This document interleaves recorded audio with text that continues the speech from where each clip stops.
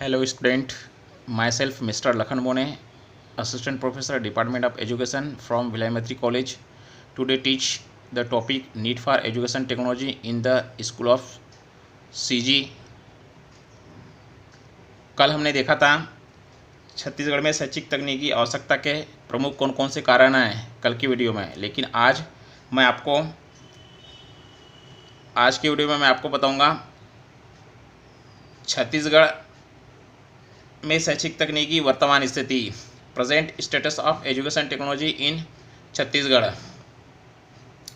तो विद्यार्थियों, छत्तीसगढ़ राज्य में शैक्षिक तकनीकी एवं नवाचार के अनेक कार्य हो रहे हैं, जिनकी जानकारी एक विद्यार्थी को होना अति आवश्यक है। हमारे छत्तीसगढ़ में शैक्षिक तकनीकी एवं नवाचार से संबंधित अनेक योजनाओं का संचालन किया जा रहा है, जिसमें से प्रमुख आप इस प्रकार है। पहला है आपका एडुसेट। एडुसेट क्या है?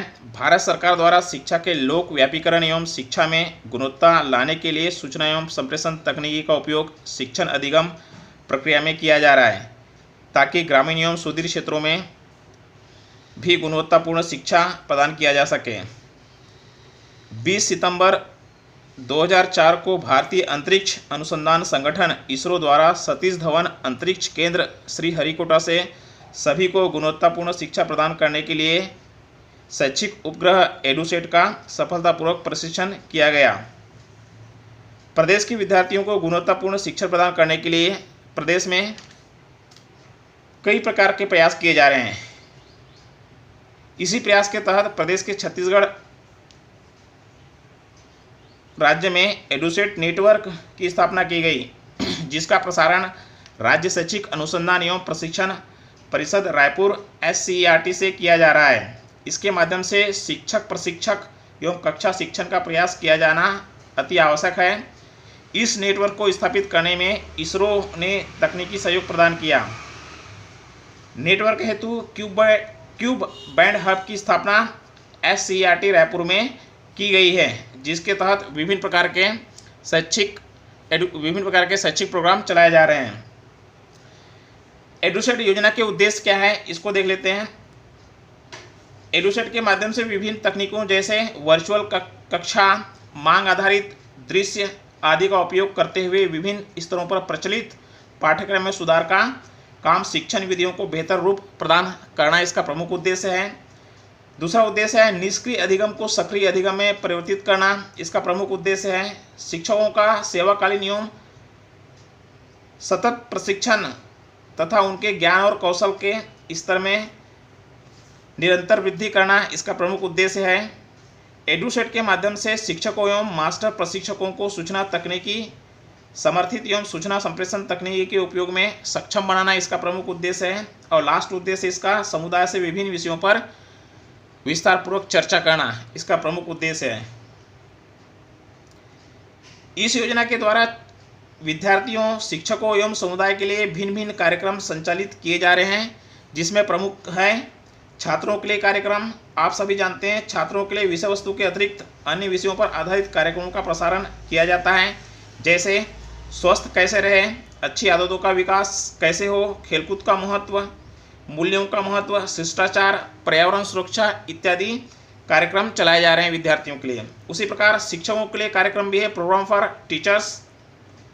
शिक्षकों के लिए एडुसेट के द्वारा विभिन्न प्रकार के कार्य प्रसारित किए जा रहे हैं। आप भी देखेंगे SCERT के बुकों में भी, SCERT के सिलेबस में भी ये सब आ गए हैं, जैसे कक्षा प्रबंधन, विद्यालय प्रबंधन, समूह शिक्षण, समुदाय शिक्षण, मूल्यांकन, शैक्षिक तकनीकी का कक्षा में कैसे उपयोग हो, सर्व शिक्षा अभियान के तहत कार्यक्रम चलाए जा रहे हैं। बच्चों की समस्याएं क्या क्या है, विशिष्ट छात्रों की शिक्षा, निदानात्मक परीक्षण एवं उपचारात्मक शिक्षण, क्रियात्मक शोध से संबंधित कार्यक्रम चलाए जा रहे हैं। मूल्यों की शिक्षा दी जा रही है, विषयवार सहायक शिक्षण सामग्री का प्रयोग कैसे किया जाता है इत्यादि शिक्षकों से संबंधित कार्यक्रम चलाए जा रहे हैं।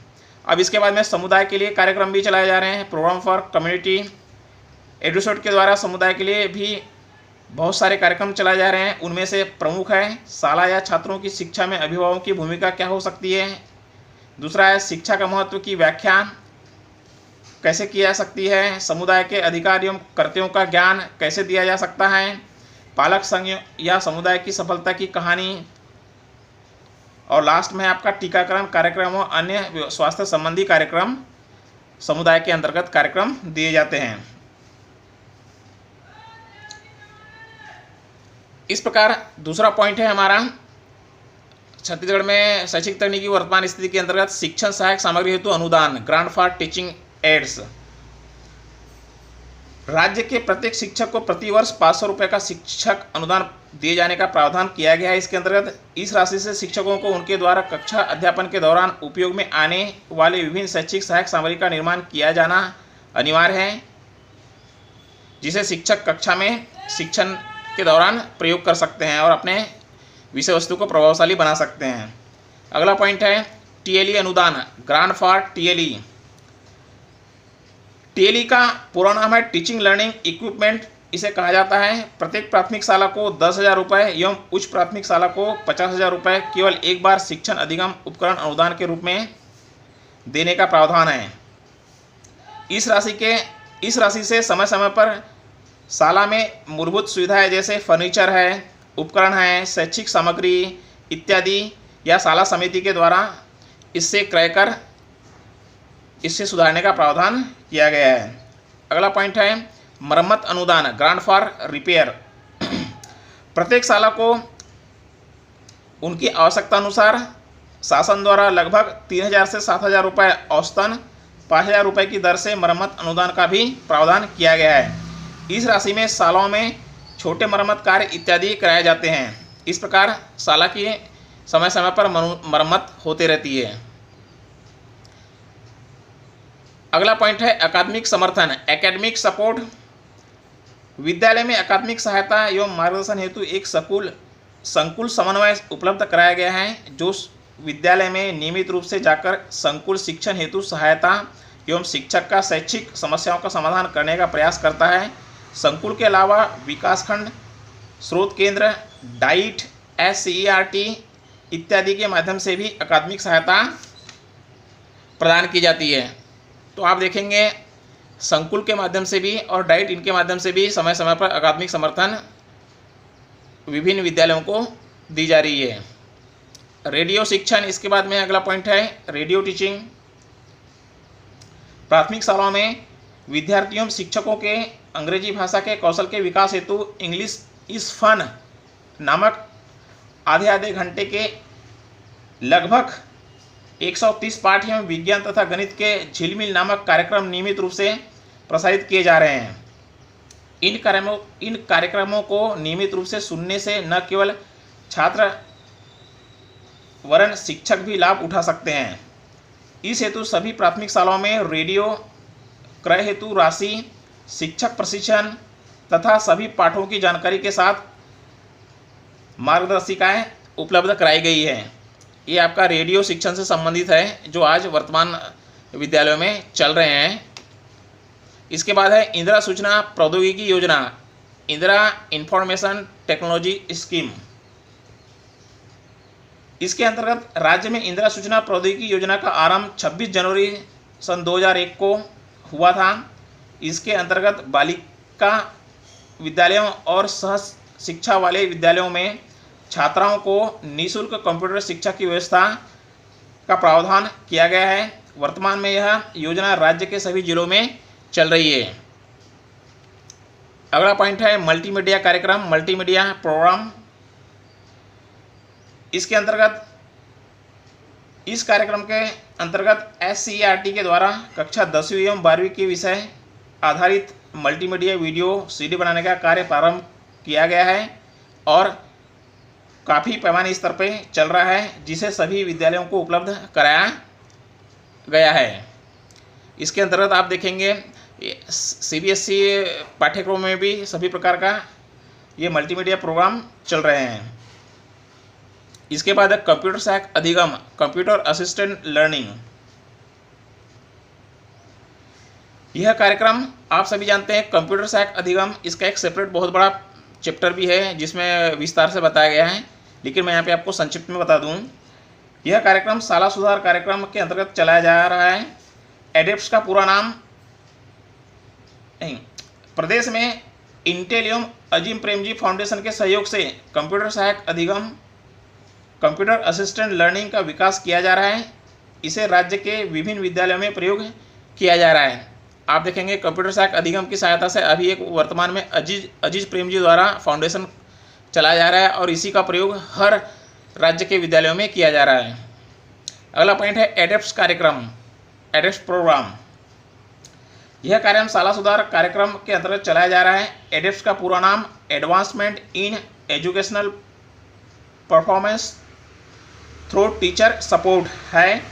इस कार्यक्रम के तहत यूनिसेफ के सहयोग से शिक्षकों द्वारा तय किए गए मानकों पर चर्चा करवाने का प्रयास किया जा रहा है। निर्धारित मानक निम्नवत हैं।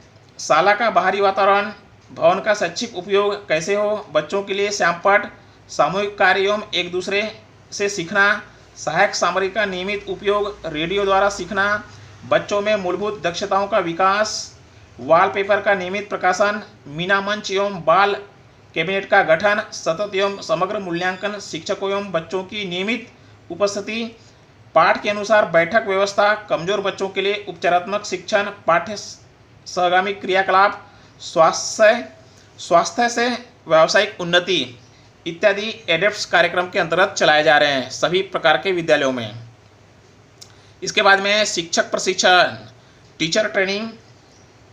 राज्य में शिक्षक प्रशिक्षण के लिए मानव संसाधन विकास मंत्रालय भारत सरकार की स्वीकृति अनुसार राज्य के समस्त प्राथमिक शालाओं के शिक्षकों का 20 दिवसीय प्रशिक्षण निर्धारित किया गया है और इसके तहत समस्त, चाहे वह प्राथमिक शिक्षक हो, माध्यमिक शिक्षक हो या हायर सेकेंडरी विद्यालय के शिक्षक हो, इनको 20 दिवसीय प्रशिक्षण कार्यक्रम दिए जाते हैं और उनके शैक्षणिक प्रक्रिया में उन्नति की जाती है। अगला पॉइंट है शिक्षक की गुणवत्ता हेतु for equality of a teacher. शिक्षण में गुणवत्ता के सुधार हेतु राज्य के विभिन्न जिला शिक्षा एवं प्रशिक्षण संस्थाओं, जिसका नाम है डाइट, जो शंकर नगर में स्थित है, में गणित प्रशिक्षण कार्यक्रम यूरोपियन कमीशन की मदद से संचालित की गई है और इसके माध्यम से समय समय पर शिक्षण की गुणवत्ता हेतु प्रत्येक शिक्षकों को प्रशिक्षण दिया जा रहा है। अगला पॉइंट है वीडियो पाठ का निर्माण, कंस्ट्रक्शन ऑफ वीडियो लेसन। राज्य में यूरोपियन कमीशन की मदद से माध्यमिक शिक्षा मंडल रायपुर के द्वारा कक्षा 12वीं के लिए 150 वीडियो और कक्षा 10वीं के लिए लगभग 100 वीडियो पाठ तैयार किए जा रहे हैं। प्रत्येक पाठ 40-40 मिनट का होगा। इन सीडी एवं डीवीडी का निर्माण कर विद्यालयों में वितरित की जाएगी। तो इस प्रकार आप देखेंगे अभी वर्तमान स्थिति में छत्तीसगढ़ राज्य के समस्त जिलों में वीडियो पाठ का निर्माण किया जा रहा है SCERT के द्वारा और उसको पाठ्य पुस्तकों के साथ संलग्न कर भेजी जा रही है, जिसके माध्यम से गणित, विज्ञान, रसायन, भौतिकी और अंग्रेजी विषयों में सीडी का निर्माण किया जा सके और इन सीडियों को प्रत्येक कंप्यूटर में फिट किया जा सके। विद्यार्थियों को केवल संबंधित पाठ को कंप्यूटर में खोलना होगा। मनपसंद अध्याय का कोई भी सवाल खोलने के बाद माउस का बटन क्लिक करते ही स्क्रीन पर सवाल हल होने लगेगा। कंप्यूटर सवाल हल करना सिखाने के साथ साथ शिक्षक की तरह एक एक लाइन भी वह व्याख्या करेगा। हर विषय के पाठ की फाइल अलग अलग तैयार की गई है ताकि एक ही समय में अलग अलग कंप्यूटर पर विषयवार अध्यापन किया जा सके। ये व्यवस्था की गई है। तो विद्यार्थियों, आज के वीडियो में छत्तीसगढ़ में शैक्षिक तकनीकी वर्तमान स्थिति के अध्ययन में हमने पूरा अध्ययन किया है और मैं समझता हूँ आप ये सभी पॉइंटों को भली भांति समझ गए होंगे। अब इसके बाद में छत्तीसगढ़ में शिक्षा तकनीकी उपयोगिता एवं कार्य, इसको हम अगले वीडियो में इसका विस्तार पूर्वक अध्ययन करेंगे। तो आज का वीडियो यहीं तक है। धन्यवाद।